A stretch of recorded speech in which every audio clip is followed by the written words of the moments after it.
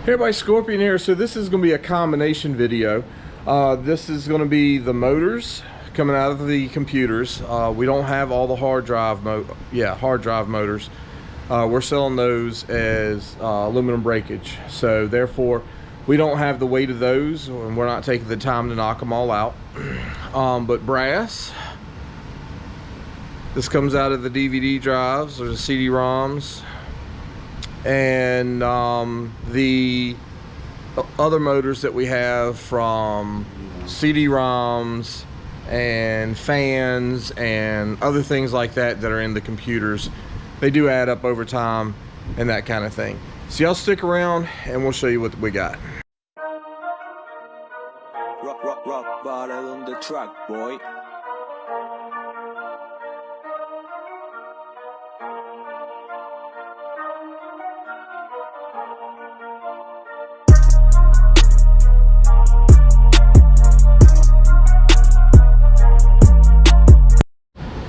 Alright, so as y'all can see, it's teared out at 0. We're going to drop this brass in here. 8 ounces, baby. Make a good coin. And some of us like to melt brass. We've got some melting people out in the community that enjoy melting brass and making stuff out of it. So it might be worth a couple bucks to them, but we'll see what's brass. I think it's like $1.50 a pound or something like that. So that's what, like 70 cents. Not a lot, but it adds up. So we just throw it in the big 55-gallon drum that's got about 3 inches of brass in the bottom, and we can no longer move because it weighs so much. So it does add up, and we'll bring you back and show you what we got for electric motors. All right, so we are zeroed out. So what do we have for motors? So this is going to be one. So that's 11 pounds 4 ounces minus the bucket. I'm not worried about the bucket really. We're throwing it in with all of our other motors.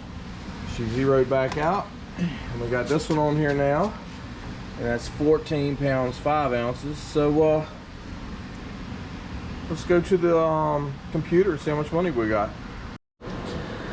Alright, so like I said, yellow brass, $1.50 per pound. Brass does add up pretty quick.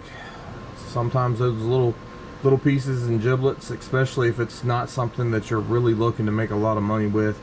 If you got a container sitting over in the corner, you can toss it in and just let it add up. It'll actually add up a lot faster than you think. So I mean, we have, I don't know, we'll say it was what, 8 ounces, so it's half a pound, so 75 cents worth of brass. Not a lot.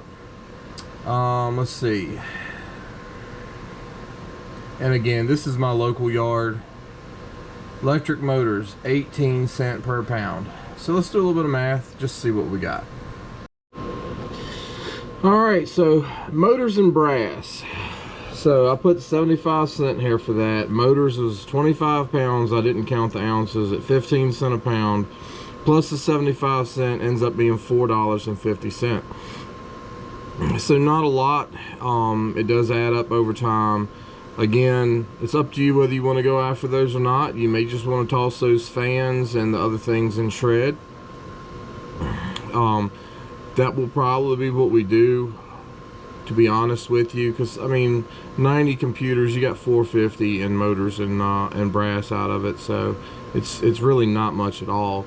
But our going price was $256.54 plus the 450. That brings us to $271.04. So we are more than double what we spent now, and we still have wire, motherboards, gold ends, which probably won't add up to more than like $1, if that. So I'm not really worried about showing that. We do have a little bit more shred, maybe another $15 worth from all the hard drive stuff and some of the other stuff. So I'm not really showing that, but we are going to show the wire just so you know how much you can get from wire, and the motherboards so you know how much you get from the motherboards, to kind of give you a really close total, knowing that there's a few other things in there you can get a little bit of money out of, but not a whole lot. So this is one of the first times, or actually the second time, I've actually bought computers. So you figure if you picked them up for free and the only thing you have in it is your fuel cost and your time, you can add that $265 to the $271 and you're now over $500. Plus the wire and the motherboard still to go. So is doing computers worth it? To me it is. They're not hard, they're not super back breaking. You do have to load them and unload them, load the shred, unload the shred, so on and so forth. All the small stuff like the motors and stuff like that, we tend to just toss in the barrels.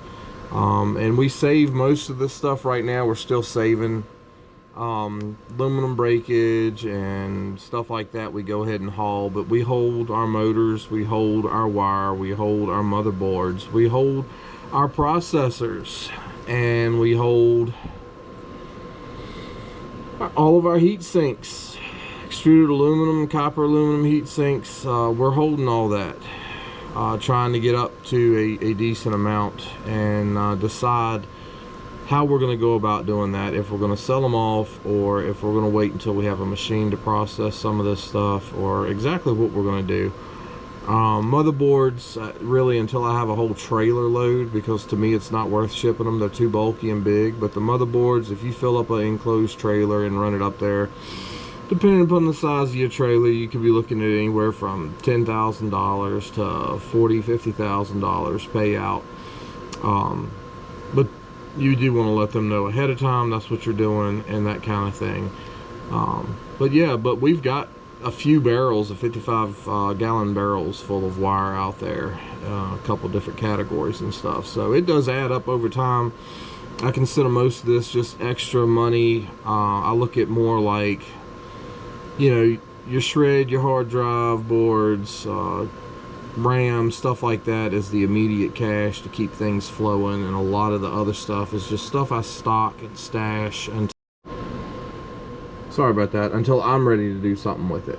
So when I'm ready to sell it off and do something with it, I'll have a huge amount. Until then, it just sits in the kind of the back corner and keeps piling up and becoming worth more and more as time goes on.